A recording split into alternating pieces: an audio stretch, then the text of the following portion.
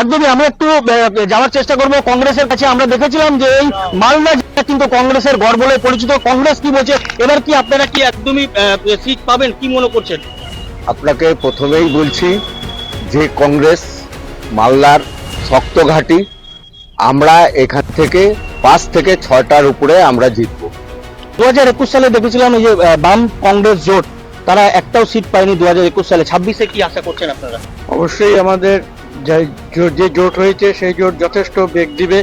হ্যাঁ, গোটা মালদাতেই আপনাদের মানুষদের যে দাবি দাওয়া, আজকে গোটা মালদা জেলায় যে সমস্ত সমস্যা, সেটা পরিযায়ী শ্রমিকদের সমস্যা হতে পারে, সেটা গঙ্গা ভাঙন নদী ভাঙনের সমস্যা হতে পারে।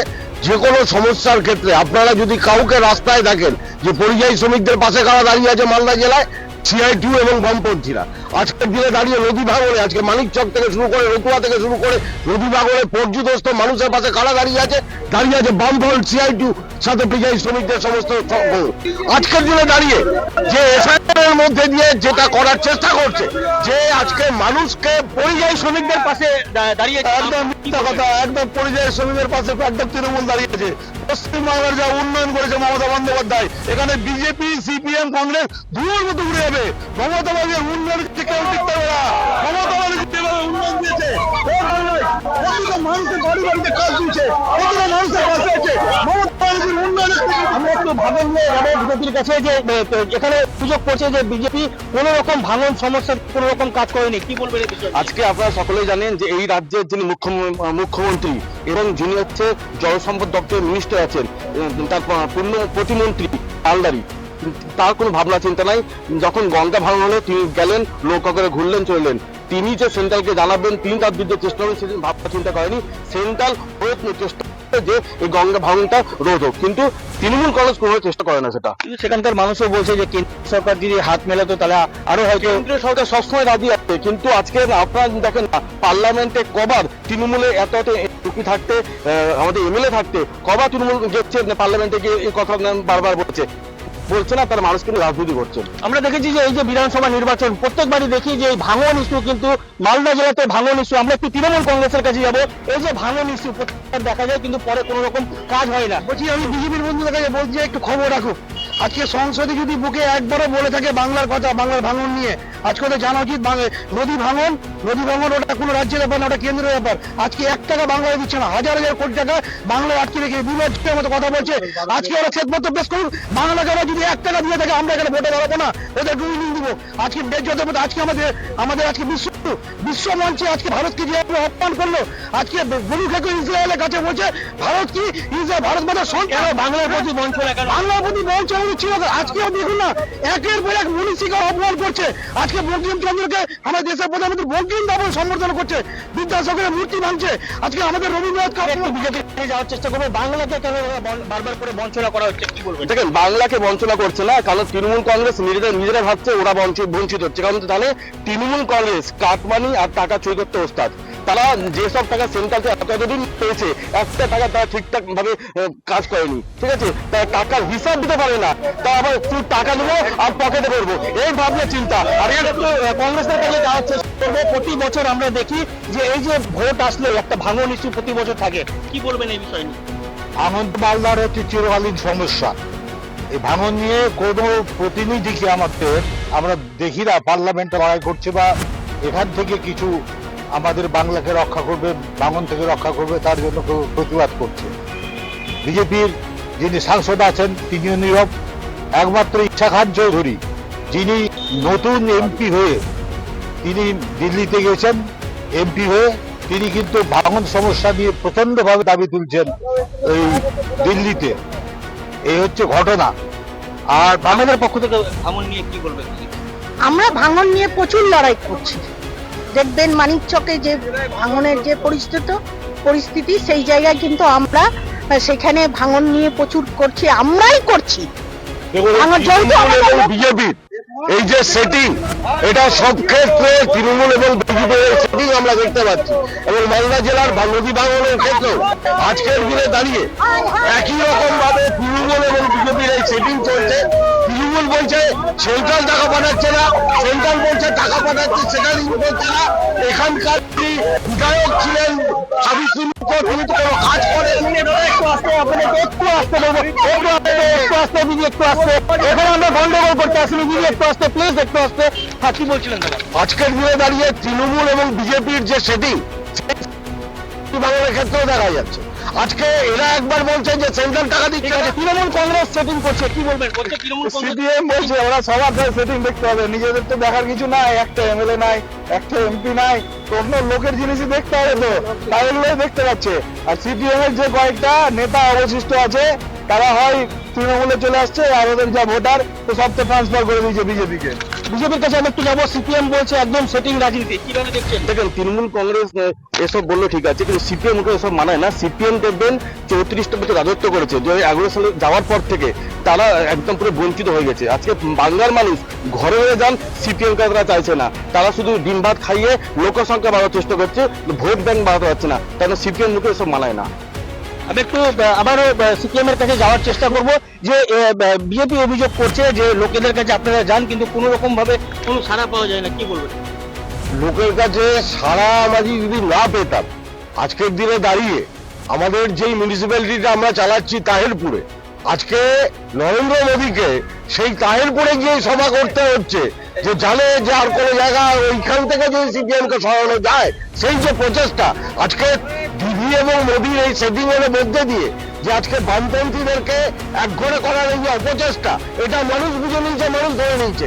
আর যে কারণেই বলছি 2024-এর একদম অন্য একটা রেজাল্ট আজকের দিনে দাঁড়িয়ে দিদি মোদীর সেটিং সিপিএম বলছে, কি বলবেন কংগ্রেসের তরফ থেকে? সেটিং এর চেয়েও আগের ব্যাপারটা হচ্ছে যে আমাদের এখানে প্রতিমন্ত্রী সেচ মন্ত্রী সাবিনা ইয়াসমিন আছে, ভাঙন নিয়ে তার দুয়ারে ভাঙন, ওরা দুয়ারে সরকার করছে, সরকার করতে করতে তৃণমূলরা ওদের ভাঙনটা দুয়ারে নিয়ে চলে এসছে।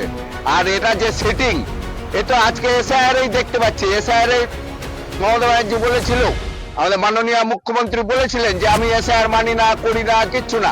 আজকে এসআইআর এর দুপুর দুটো পরিষেবার মাধ্যমে তো প্রচুর মানুষ উপকৃত হয়েছে। দাঁড়া, আজকে এসআইআর করেছে 8 লক্ষ লোকের নাম বাদ যাবে আবার মালদা জেলা থেকে, এবং জুডিশিয়ালে আরো 3 লক্ষ লোকের নাম আছে। আজকে দুপুর দুটোর ঘটনা, এবং আমাদের জেলা ম্যাজিস্ট্রেট সেও বলতে পারে না যে আজকে কি কতটি বাদ যাবে, কালকে কতটি বাদ যাবে, জেলা সমাহর্তাও বলতে পারে। বলছি দুয়ারে পরিষেবার মাধ্যমে তো এই রাজ্য সরকার প্রচুর প্রকল্প পৌঁছে দিচ্ছে মানুষের বাড়ি বাড়ি, কি বলবেন? দেখুন, এই দুয়ারে সরকার যেগুলো বিষয়, এই বিষয়টা নতুন এমন বিষয় না। এটা যখন বামপন্থ ক্ষমতায় ছিল, এই সাইকেল দেওয়া থেকে শুরু করে যা যা বিষয়গুলো আছে, আজকে বেকার ভাতা থেকে শুরু করে শিডিউল কাস্ট শিডিউল ট্রাইব ওবিসিদেরকে শুরু করে সবটাই। বলছি বামফ্রন্ট যখন ক্ষমতায় ছিল তখন তারাও দিয়েছে, কি বলবেন? বামফ্রন্ট তো মনে হয় এখনো পশ্চিমবঙ্গে ক্ষমতায় আছে, আগেরবার তো সূর্যকান্ত মিশ্র বোধহয় মুখ্যমন্ত্রী হয়েছিল কংগ্রেসের জোট করে, আর এখন তো ওরা মনে হয় সরকার চালাচ্ছে। আর বিজেপিও আরেকটা, পশ্চিমবঙ্গের আরেকটা মুখ্যমন্ত্রী আছে শুভেন্দু অধিকারী, ওই দুটো মুখ্যমন্ত্রী মিলে পশ্চিমবঙ্গ চালাচ্ছে। আর তৃণমূল কংগ্রেস বাড়িতে বসে আছে, বাড়িতে কেমন ভাবে বসে আছে, লোকের বাড়িতে বাড়িতে সরকারি পরিষেবা পৌঁছে দিচ্ছে মমতা বন্দ্যোপাধ্যায়। বিজেপির কাছে যাওয়ার চেষ্টা করবো। বলছি দাদা, এই যে দুয়ারে সরকার, দুয়ারে পরিষেবা, তৃণমূল কংগ্রেস রাজ্য সরকার তো পৌঁছে দিচ্ছে, কি বলবেন? পৌঁছানোর কে? তাহলে অফিসগুলো উঠে যাক, তাহলে পশ্চিমবঙ্গে যে অফিসগুলো, সরকারি দপ্তরগুলো আছে, তাহলে দপ্তরগুলো দরকার নেই, প্রয়োজন নেই, তাহলে পথে ঘাটে সমস্ত কিছু হোক, তাই তো? এটাই তো হওয়া উচিত। বাকি পরিষেবা কি আছে? দপ্তর আছে তো, প্রত্যেকটা দপ্তর আছে। যুবসাথী কয়েকদিন আগে দেখলাম যুবসাথী করলো, এবং লক্ষ্মীর ভান্ডার। আমরা পড়াশোনা করেছি, বিএমএ পাস করেছি, মাস্টার ডিগ্রি করেছি, পিএইচডি করেছি বেকার ভাতা পাওয়ার জন্য। পশ্চিমবঙ্গের বাঙালি যুবসাথীর আবেদন পত্র নিতেও দেখা গেছে বিজেপির বহু নেতাদের, কি বলবেন? দেখেন, এটা হচ্ছে তৃণমূলের নিজস্ব টাকা না, এটা মানুষের ট্যাক্সের টাকা। আজকে যারা পড়াশোনা করছে দেখছেন দিনের পর দিন তারা বেকার হচ্ছে, বেকার ভাতা পশ্চিমবঙ্গের মানুষ চায় না, তারা চাইছে চাকরি, শিল্প। আজকে দেখেন তো 2011 সাল তো 2026 সাল, এই পশ্চিমবঙ্গে হয়েছে 2021 সালে বিধানসভা ভোটের আগে মমতা বন্দ্যোপাধ্যায় বলেছিল ডবল চাকরি দিব, ঠিক 2026 সালে বিধানসভা ভোটে আগে তিনি বলছেন আমরা বেকার ভাতা দেবো। বহু মানুষ তো উপকৃত হচ্ছে। পৌর সরকার মানুষ উপকৃত হবে আপনি সেটা ভাবতে পারছেন? একটা পৌর সরকার কি চলছে? আর কত নিচে নামবে যে 1500 টাকাতে উপকার বলছেন বাঙালি, যে বাঙালি গোটা বিশ্বে মেধা ছড়ায়। আমরা দেখেছি যে দুয়ারে এই যে যুব সাথী প্রকল্প, সেখানে কিন্তু বিজেপির যারা যুবরা রয়েছে তারাও কিন্তু আবেদন করেছে, অনেক জায়গায় দেখা গেছে। আরে করবে তো, এত জনমুখী প্রকল্পটা করবে তো। আর এই মুখ্যমন্ত্রী একটা আমরা মূর্খের সঙ্গে বাস করছে বিজেপি। আজকে আইআইটিতে যারা পাস করছে, আইআইটিতে যারা পড়াশোনা করছে, তাদের মাত্র হিসাব করে দেখুন 10% লোক চাকরি করা হয় কিনা। 90% লোক ওই কর্মসংস্থান, বিভিন্ন ব্যবসা হোক, বাবা পুঁজি হোক, বিভিন্ন রকম কাজ করছে। আজকে আমি জানা উচিত যে সবাই পড়াশোনা করলে চাকরি পাওয়ার মধ্যে কোনো নিশ্চয়তা নেই। আজকে বড় বড় সেটিয়ে কথা বলছে বিজেপি টিএম। আজকে বাংলার মুখ্যমন্ত্রী গলা ফাটিয়ে ফাটিয়ে বারবার বলছে বিজেপি তো বিরোধিতা করেছিল যুব সাথী। বাংলার নাম চেঞ্জ করতে বলছে, কিন্তু ওদের মুখ্য আজকে আমরা কি দেখলাম, কেরলের নাম কেউ নাম করে দেবে। তাহলে সেটিং কার? বড় সেটিং হচ্ছে এখানে সিপিএম আর বিজেপি, আর বড় বড় কথা বলছে। সিপিএম বিজেপির বড় সেটিং, কি বলবেন? এটা তো একদমই, কারণ হচ্ছে আমাদের দেশের যে প্রধানমন্ত্রী সবচেয়ে আজকে ভারত স্বাধীনতা হওয়ার পর সবচেয়ে কলঙ্কিত প্রধানমন্ত্রী হচ্ছে আমাদের মোদীজি। কারণ হচ্ছে তিনি প্রথম দিন থেকে আজ পর্যন্ত যা যা করেছেন সমস্তটা মিথ্যা কথা বলছেন। ইসরায়েলে গিয়েও মিথ্যা কথা বলছেন এবং এপিস্টেন নিয়েও তিনি জড়িয়ে আছেন।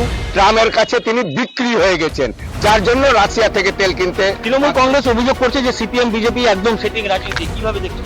তৃণমূল বিজেপির সিটিং রাজনীতি এই কথাটা বললে পরে মানে সিপিএম এবং বিজেপি, সিপিএম এবং বিজেপির যদি সেটিং রাজনীতি বলতে হয় তাহলে পরে এর থেকে হাস্যস্কর বিষয় আর হতে পারে না।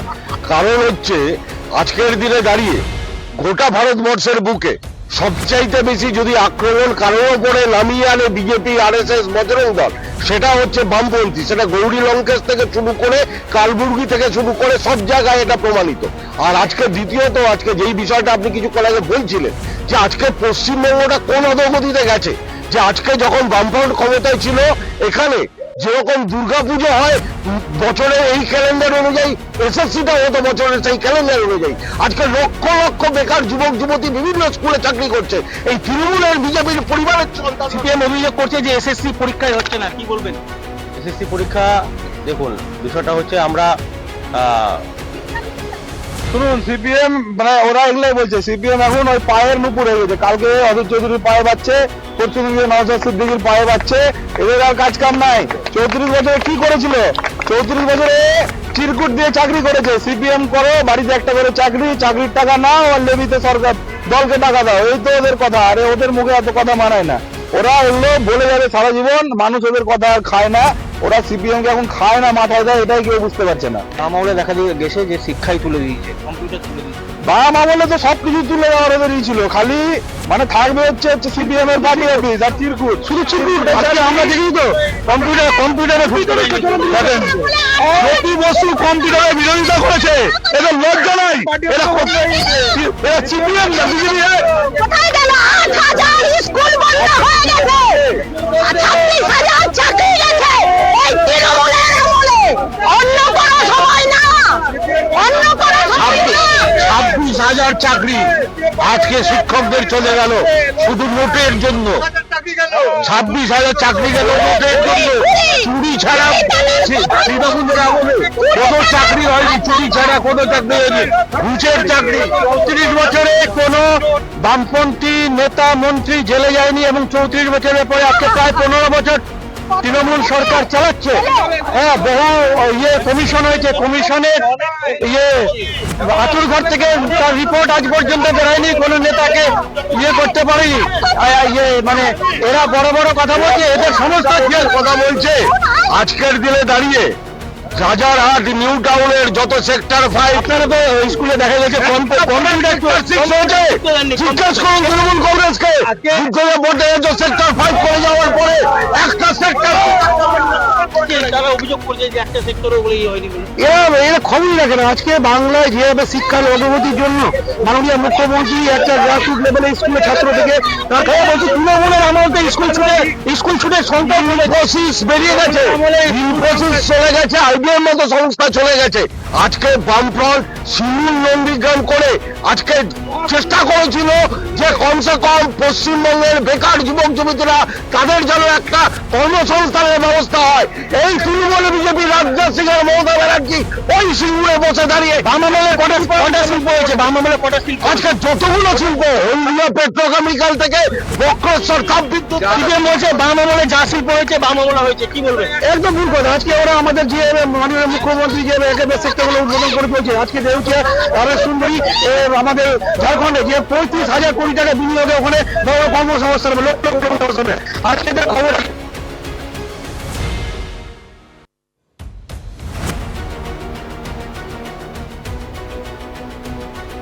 লোকরা এগুলো পেয়েছে।